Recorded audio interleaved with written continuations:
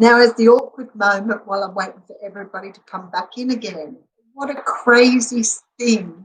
So let's see if you can hear me here. I'm going to have to get someone to have a look at my computer.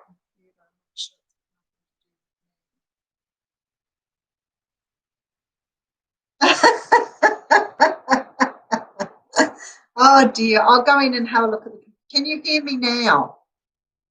I may have to just yell. Oh, yes, good. Okay. What a crazy thing, isn't it? Just to have a chat. I'm going to have to get someone just to double check why it's happening this way. It's so crazy. But how are you, Cosmic Flower? But yeah, it's crazy. So sometimes it just doesn't work. And that's what I said. I can go, yeah, retrograde. There you go.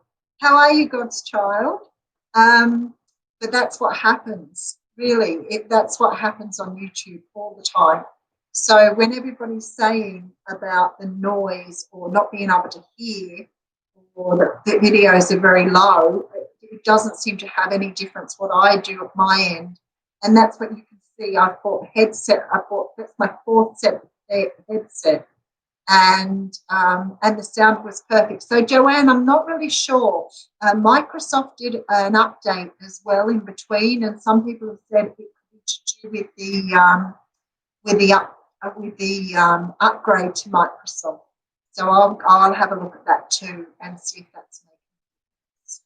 Oh, Sabrina, don't have to worry. But anyway, yeah, so it's sort of, it's not really anything anybody can do. But I had the update from Microsoft and the YouTube thing, both of them, people saying on the internet they were very unstable.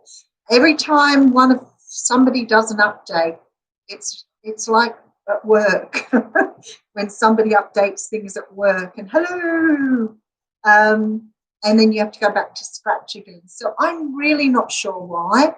But I might get my computer checked anyway, just to make sure it's. No, I didn't. I didn't. But I might make sure that, yeah. Well, they said on there, it said Microsoft was sending a fix out or something, and I put on, when I Googled it, I put the sound is fading in and out, and when it came back, it said Microsoft upgrade. So apparently that happens all the time. But I will get somebody to check my computer. This is quite an expensive computer. It's not a cheap one. I bought a good quality one because I use it so much. So I don't know, just the upgrades, I think. And I did remove all of the software and put it all back in again. But maybe I'll do that again just to see. Yeah, Sarah, somebody else said the same about Apple computers, that they're much easier in that regard. But of course, I spent about $4,000 on this one, so I'm not ready to buy a new one again. So I have to make do for a little while. But I loved, it's got a huge screen on it, and because I was working on it as well as doing my own stuff, I did invest in something really good quality for that reason. But yes, you're the second person who said the Apple ones are. I think you still get Windows on Apple, don't you? Maybe not. I thought they were starting to move towards that. Very interesting. So this week there's no G's game. I think I said to everybody on the G's game. It could be the connection, absolutely, because I have tried a couple of sets of headphones and that has made a difference. Very possible, Susan. Good point. But I'll get somebody to. I've got a guy that can go in and have a look, and he may be able to check it all out for me. But as I said, when I Googled it, both YouTube, the headphones I checked last time and moved the headphones into a different port. So unless they're all dodgy, I don't think it would be, but I can't discount that either. So anyway, yes, I've lost my train of thought. I've lost my intention with the reading. So what were we talking about? So radio. So what's coming up a lot for people lately? Yeah, wireless headset might be a really good idea, actually. I do have wireless headphones, so we could try that too. Hey, Sarah. Sarah. Yeah, so we were talking about the fact that at the moment the Knight of Cups is coming up in all the readings. And very often there sort of seems to be this energy of, one particular card coming round time and time again, even when you're using different decks. So, for example, I might use 3 or 4 different decks in the course of a day, but every time the Tower will come up, or every time the Eight of Wands will come up, which is coming up a lot lately. But the Knight of Cups is the one that's doing it at the moment. Now, for me, the Knight of Cups is about offers, it's about love, it's about having offers for lots of things, outside of love too. The Wheel of Fortune, yeah, that's been doing a few rounds. So there seems to be a lot of, I guess, energy in the universe that a lot of people are getting offered the things they want. And I feel it's because people are starting to release and surrender and give up this sort of hanging on to things. No, I feel the same about the Knight of Cups, because he's the knight on the white horse, right? So he's the one that's got the love cup. But because it can represent other things too, it just seems quite strange that he's coming up all the time. But definitely I feel that it's got a lot to do. Hey, Queen of Water, how are you going? I feel like it's got a lot to do with us getting what we want. That's where I'm going with it. So I feel like because we're giving up this energy of control, this energy of, just desire for a particular outcome or a way that things are going to be, because we're learning to let go of that and we're learning to let go of the past, what seems to be happening is we're getting rewarded with things coming back into us. So I feel like this is why the Knight of Cups keeps coming up. So I feel like that's what's happening. Like, people are getting offered things. When you're talking to people, they're like, things are coming for them in a more easy way than what they were fighting for. So that's really nice too. And I feel like we're being rewarded. That's why the Knight of Cups keeps coming around. We're getting things we want because we're doing as the universe is asking us, by releasing what we don't need to know. And that's hard to do. And I've talked about this so many times. How do you not want to, visualize a particular future when you're wanting things to be a certain way? But that's different to visualizing an outcome. When we're visualizing outcomes, or wanting or placing our heart on an outcome, we are believing. So say, for example, I do a reading for you and I say to you, there's a new love coming in, and then your whole life is centered around this new love. You go out and everybody you see, you think, is it them? Everywhere you go, is it them? And when it doesn't come true in the amount of time, you're like, but you told me it was in that month. Well, what you're trying to do is control an outcome.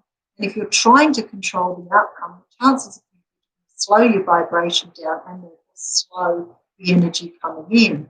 So what you've got to do is you've got to say, well, okay, I've had a reading, they've told me somebody's coming in, and I'm happy to wait, I'm patient. It doesn't happen when it doesn't happen, or it does happen when it does happen, whatever. I'm just going to go with the flow and just accept it. And you stop hanging on to the desired outcome or the desired result. How are you, lovely Jane? Letting go of control, God's child, absolutely.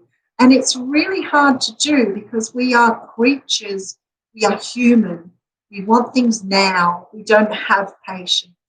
If we want, like love in our life, we go out searching for it, looking for it, and then get really upset when it doesn't work out for us, or we don't get what we want.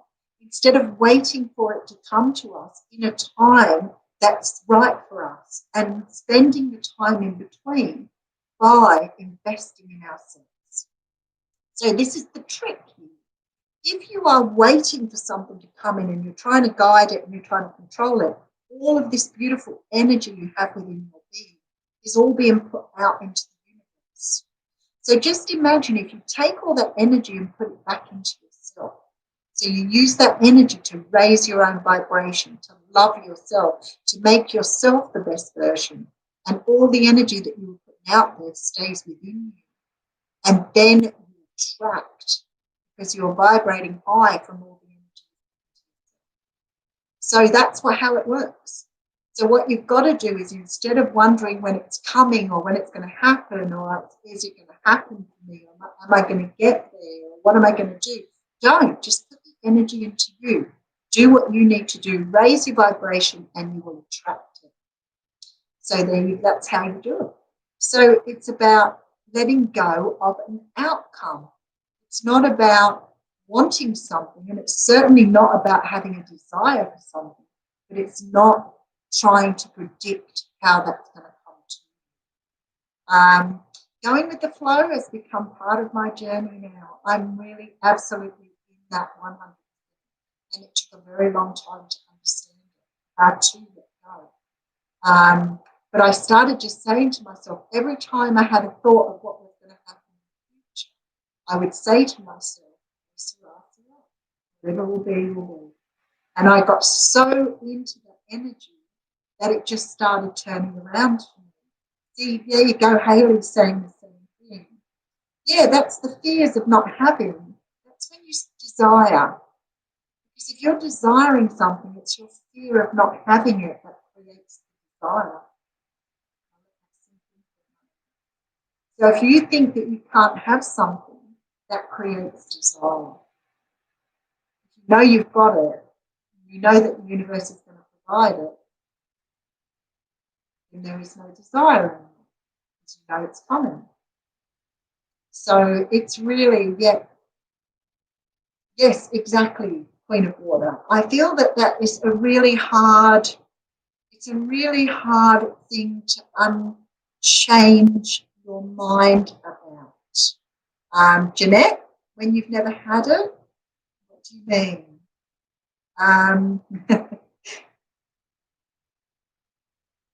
I think that a lot of the time that we, it's sort of like, reconditioning your mindset, absolutely 100%. And if you're still regretting, remorse, sad about the past, still clinging on to something that was in your life before, it's data reset. That's exactly what it is. It's this brain of yours still going through its old-fashioned, old tapes that have been installed in there for a really long time.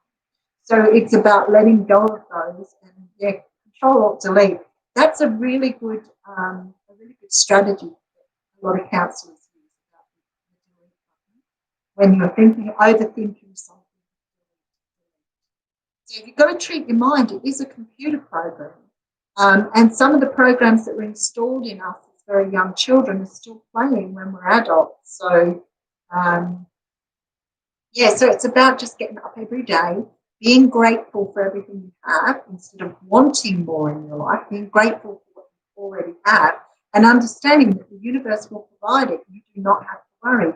And in fact, it often comes quicker if you're not chasing it. So when you chase after a kid and it runs faster, you chase after a pig and it runs from you, that's what happens when you chase things. If you stand there and let the kid run, very often they don't go anywhere because you're not chasing them. So I don't know if any of you tried that, but usually we're so panicked because the child is running off that we start running after them. But in fact, if you stop and wait for them, they'll come back. Yes, absolutely. DNA reprogram using tapping. See, tapping, EFT, tapping, great thing. I love Brad Yates. I watch him all the time on YouTube. I found tapping, they use tapping for children who have trauma. So it's very, very easy to use, but it reprograms the mind. It shifts the meridians around. So it's sort of like meditation, but in a different way of doing it. And the good thing with tapping or EFT is people who find it hard to meditate do EFT. The other thing is you can do it with your children, so you can get your children involved in it too. It's really cool stuff. Oh, nice. Yeah, chasing after the cats. Yeah. If you stand there and call a dog, or you stand there and you just wait for the dog to come to you, it will come to you. But very often if you chase it, it will just keep running. Stopping with yourself around, Sarah, good strategy. Absolutely. Slapping, tapping, tapping, Jeanette. It's really good. If you have trouble with meditation, um, if you're having trouble with meditation, then start to understand how to do tapping. So look up Brad Yates. Brad Yates is really, really cool. His voice is really, really nice, so it's not intolerable. But with the tapping, you tap on pressure points, either on your head, base, in your sides, and you're moving the energy around. And as I said, it's much the same as meditation in that you're shifting your thinking.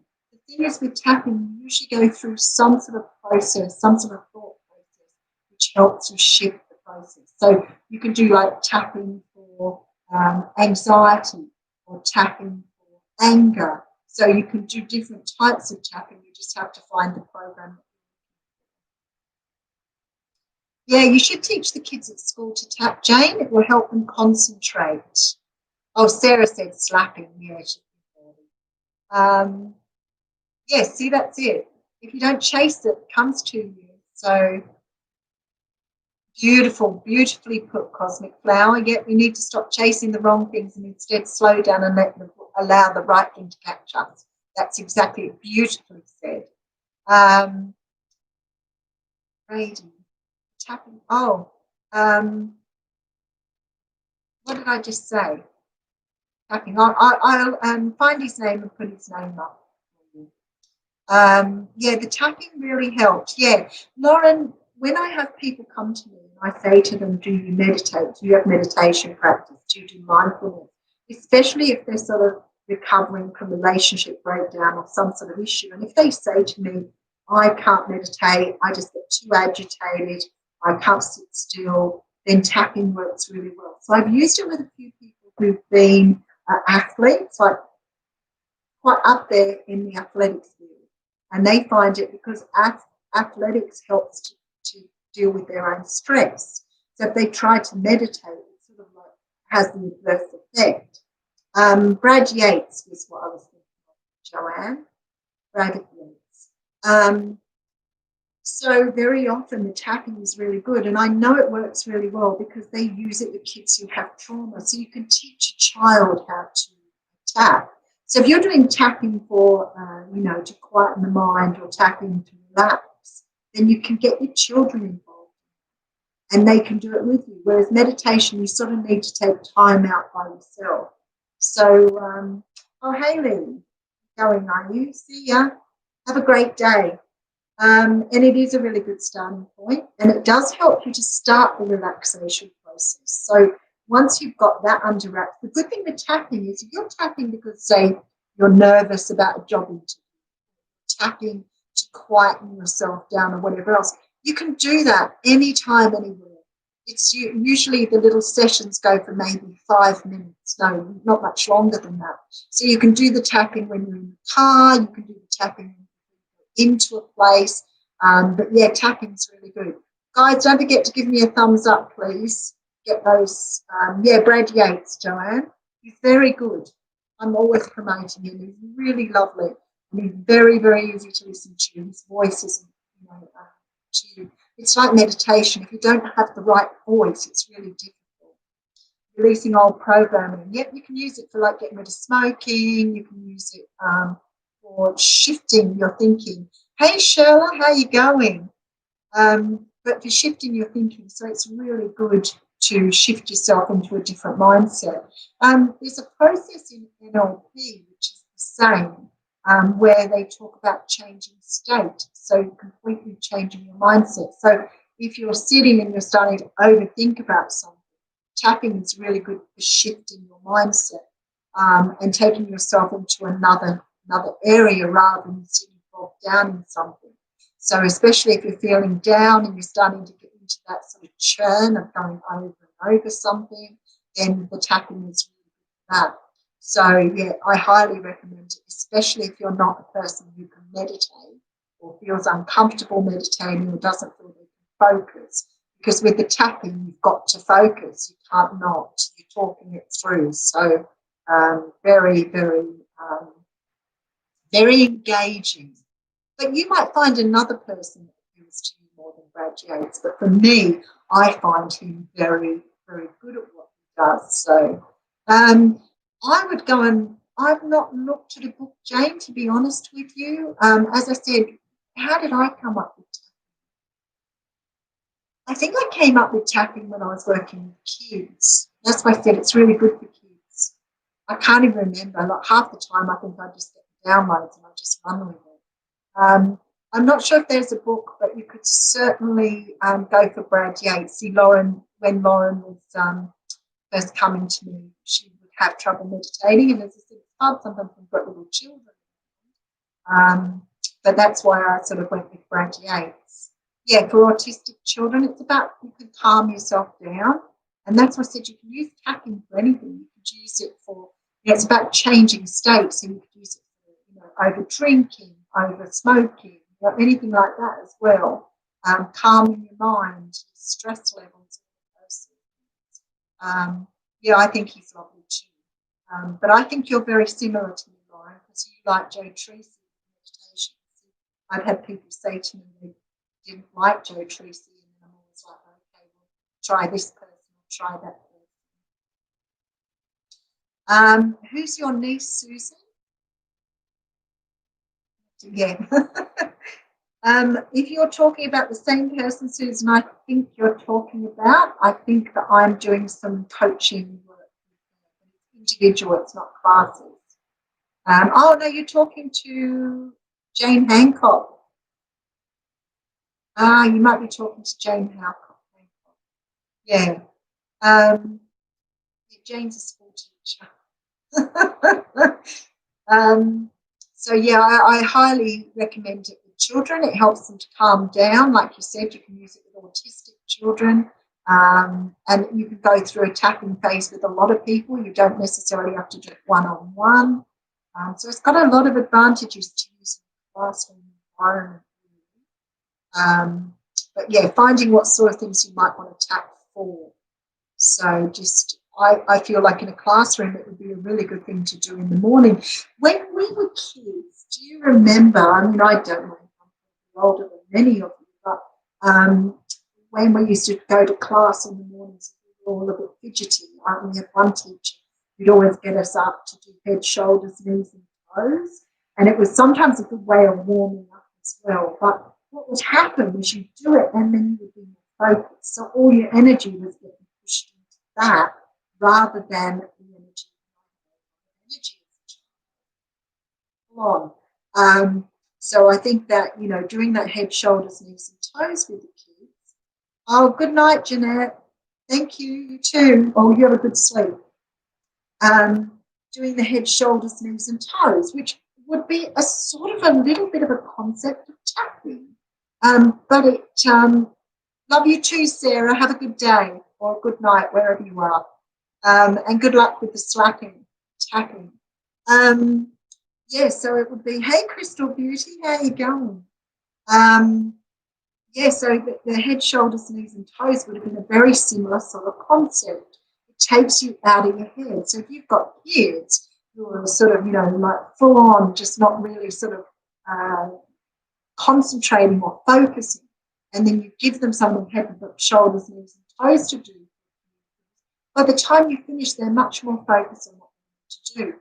So I really think that it would be a really good idea with children for that reason, because it helps them to focus and also gets rid of that sort of spurt of nervous or anxious energy at the beginning of the day.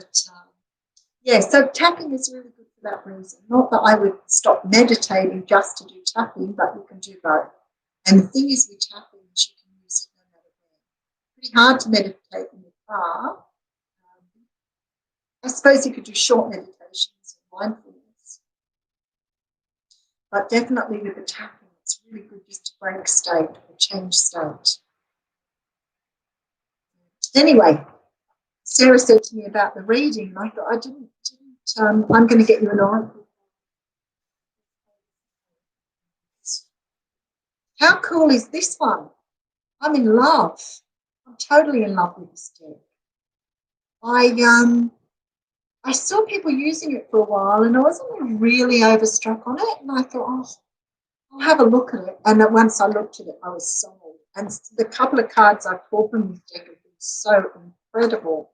Aren't they beautiful? Yeah, I'm pretty impressed with them. So you know what I did the other day? I went and ordered the goddess ones, goddesses and something. So it's gods and titans, goddesses, and come on, one of you guys should know this. Goddesses.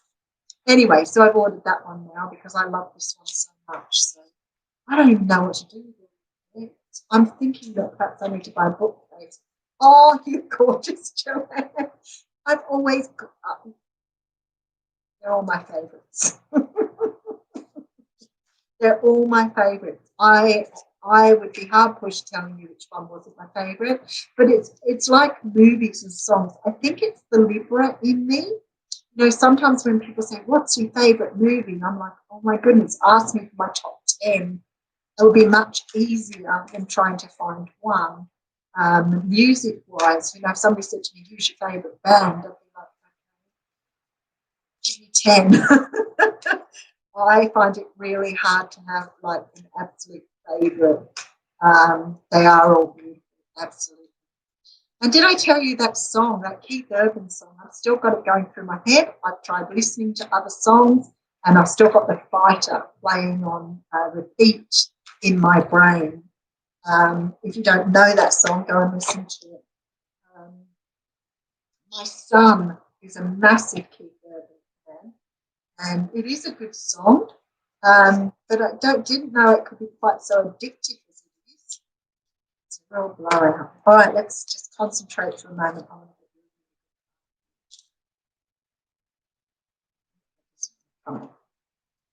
There it is. Oh, ooh, abundance. An earworm. Yeah, that's probably what it's a bit like, isn't it? Okay, so we get the card of abundance. Now I'm about to give you abundance. Okay, how very nice. Okay, this little gem. Somebody said the other day he was really scary, so I hope it's not scary because he's got a good message. So this is about prosperity and growth, the bursting forth. See, Knight of Cups. There you go. Any seed you plant now will flourish. Seven of Pentacles. Both cards I pulled out for you today. They're good, aren't they? Okay, walk through any rural area in the Glastonbury and Cornwall areas of Britain, and you will likely see a leafy face appearing, it seems, up through the ground itself. In churches in Spain and France, his features appear carved into the columns. In Wales, his face appears carved into the trees. Entwined with curling vines, the very essence of growth and fertility, the green man crosses many cultures and countries. He is perhaps one of the oldest energies, that of the glorious abundance of the earth and its plants, lord of the woods, forests, and all that grow there. The green man has vitality and renewal flowing through his foliate flame. In the Wiccan tradition, the green man is related to the horned god Up. I love the horned god, the man of the forest, and is often used to represent the masculine divine. Divine masculine. The gods Serenanus, Pan, and even Osiris are considered close energetic relations. There is a very strong birth, death, rebirth aspect of the green man, mimicking the natural flow of life. Should the green man unfurl in your life, know that growth is underway and is bound to bring with prosperity and fulfillment. The deep energies of the earth are at work and to assist you to co-create the green that you want, whether that is health or wealth. The green man also fosters the feelings of enthusiasm and passion and works side by side with you as things expand, transform, and grow. Ask yourself, what is it that you wish to grow? What seeds need to be sown? Now, this is really incredible. So, this is talking about the abundance. And as I said, I feel this is why we keep seeing this Knight of Cups. I feel very strongly that the Knight of Cups is coming up. The Knight of Cups again. So I feel like it's coming up all the time because we're starting to understand how to create our own abundance. And when I look at, people understanding how to let the past go, how to live in the moment, how not to predict the future, understand how to live in the very moment, I realised that because everybody's doing that with the readings and with astrology and casting off a lot of the old stuff that we no longer need, it's starting to allow us to bring in what we want. And I look here and I think there was a few people who said that they are actually starting to understand how to manifest now. So it is really creating this new abundance to come through. So if you're still working on it, and you're still sort of having issues trying to understand how to release, just get up every morning, every moment you think about it, and remember how grateful you are for what you currently have. Whether you have a lot or whether you have little, it doesn't matter. You're still grateful for where you are and what you have at the moment. Learning to live in the moment. The Power of Now is a really good book for that. And Dr. Joe Dispenza talks about living in the moment. But learning to live right here, right now, without having the past dragging you back and without the future being sort of something you feel that you need to control or predict, that is the place of manifestation. That is when things come to you so much more. So if you're grateful for what you have now and you're not predicting the future, then it's a place to manifest. Oh, thank you, Cosmic Flower. Oh, I'm absolutely in love with these. Like, really, I can't believe how beautiful they are. Oh, that's the one that came through, Eros. You want to have a quick look at them? Let me show you. Oh, that's Ganesha. You all know that one, and that's the obstacles. Garuda. One's about travel. Ooh, look at him. He's a dragon. Thoth, wisdom. Beautiful, aren't they? Beautiful cards. Okay, there's a Cyrus there.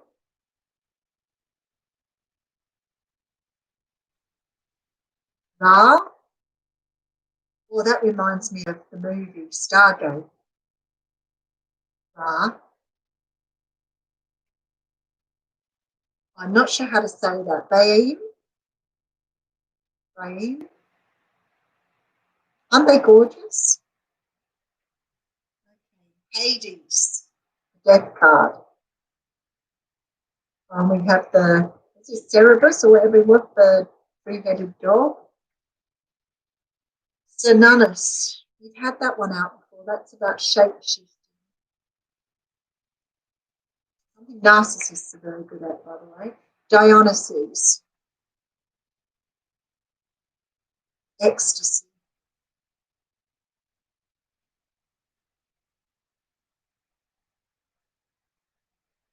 This is luge, which is about skill. Looks like a real Viking, doesn't it? Viking energy. Hermes. I don't know who Hermes is. He's got the wings on his head. That's about communication. Yeah, like the Woolies ones rather than the things they sell at Woolies. Some of these people are just gorgeous. Jizo or Jizo, which is about support. I don't know how they come up with the depictions. Oh, look, Loki's here. Oh my goodness, Tom Hiddleston. Oh, take me away. That's about play, is it? Yeah. How cool is he? Looks really cheeky, right? Look at this Typhon. This is the god of rage, anger. Looks a bit prickly too, doesn't he? Another Viking one. I have 6% Viking in my DNA. I'm partially Viking. The truth. Ooh. Oh, look at Maui. Discovery. Mithras is sacrifice.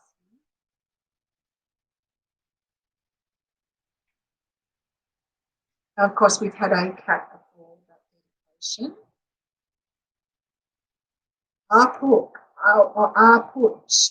That's fear. And I pulled that yesterday after I've been talking to you about fear. Anubis, Oh, I've had him come to visit me, come and spoken to me before. So he's the god of protection now. Okay, Aries or Aries, god of war. I think that's where the sign of Aries came from too. Oh, I love it. Look at Vishnu. It's about balance. There's quite a lot here actually. I didn't realise how many there was. How about a Vulcan? Inventiveness.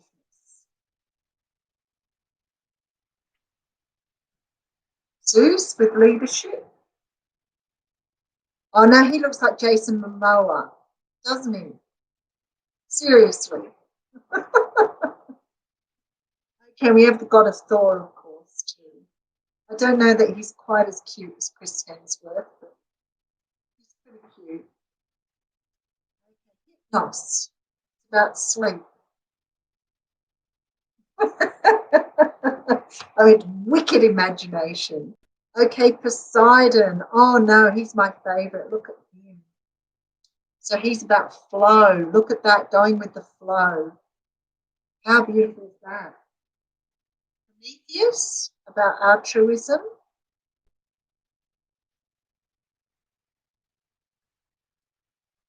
Nawada, affection. Set is chaos. We have yet to read all these out, I guess, too, haven't we? Helios. Now, this is a good one for us at the moment because he's about cycles. Quite interesting. Surprised he hasn't come out. Achilles, about confidence. I love the story of Achilles. Look at this one, the Jade Emperor. Organisation. Shiva the Destroyer. And the very last one is the one we just read, the Green Man. How beautiful are they? It's good. I'm glad to share them with you. I think they are absolutely stunning. So I'll be looking for the goddess ones to read out. All right, I better call it a day after the little bit of sun coming in. Absolutely beautiful, but it's too bright for me. All righty, folks, I'm going. Don't forget to give me a thumbs up, and I'll catch you next week. Take care, and yes, live in the moment. Much love.